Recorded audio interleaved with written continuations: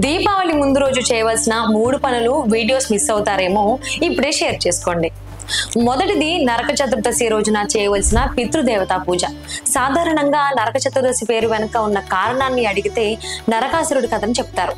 కానీ నరకాసురుడి కథ జరగడానికి ముందు పురాణాలలో నరక చతుర్దశి ఉంది. మహాలయ పక్షంలో పితృదేవతలు క్రవ్యాలను స్వీకరించడానికి భూమికి వస్తారు.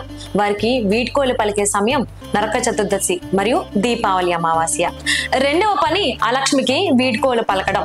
అపరిశుభ్రమైన శరీరాన్ని శుభ్రం చేసే ప్రక్రియ ఏమిటంటే, దీపావళి తెల్లవారుజామున సూర్యోదయం కంటే ముందు మాత్రమే నువ్వుల నూనెలో మాతృలక్ష్మి శక్తి మరియు నీటిలో మాతృ గంగా శక్తి చైతన్యమవుతాయి. మూడవది లక్ష్మీ పూజ. దీపావళి రోజున లక్ష్మీ శక్తి చైతన్యమవుతుంది. ఉత్తర భారతీయులు అద్భుతంగా లక్ష్మీ పూజ చేస్తారు. వారు తమ బంగారం, డబ్బు మొదలైన వాటిని లక్ష్మి ముందు ఉంచి ఆహారాన్ని నైవేద్యంగా పెట్టి కీర్తనలు చేస్తారు. సంవత్సరం పొడవునా మనం సంపాదించే డబ్బు, నగలు కేవలం మన సొంత బలం వల్ల రాలేదని, లక్ష్మీ దయవల్లే వచ్చాయని భావించి, ఓ తల్లి ఇవన్నీ నీకే చెందుతాయి అని హృదయపూర్వకంగా చెప్పాలి.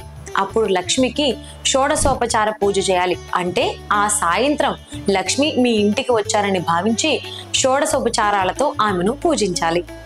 ఒకవేళ లక్ష్మీ పూజ కోసం లేదంటే పితృదేవతల పూజల కోసం మీరు చూస్తున్నట్లయితే ఆ పూజలన్నీ పంతులు గారు యాప్ డౌన్లోడ్ చేసేసుకుని అందులో నుంచి మీ యొక్క పూజారిని బుక్ చేసేసుకోవచ్చు. ఫస్ట్ బుకింగ్ పై పూజా సామాగ్రి ఫ్రీగా పొందే ఛాన్స్ తో పాటు అలాగే ఒక గిఫ్ట్ హ్యాంపర్ ని కూడా ఫ్రీగా పొందండి. లింక్ కోసం బయోని క్లిక్ చేయండి, లేదంటే లింక్ అని కామెంట్ చేయండి. నేనే మీకు డిఎం చేస్తాను. అందరికీ దీపావళి శుభాకాంక్షలు. హరి ఓం.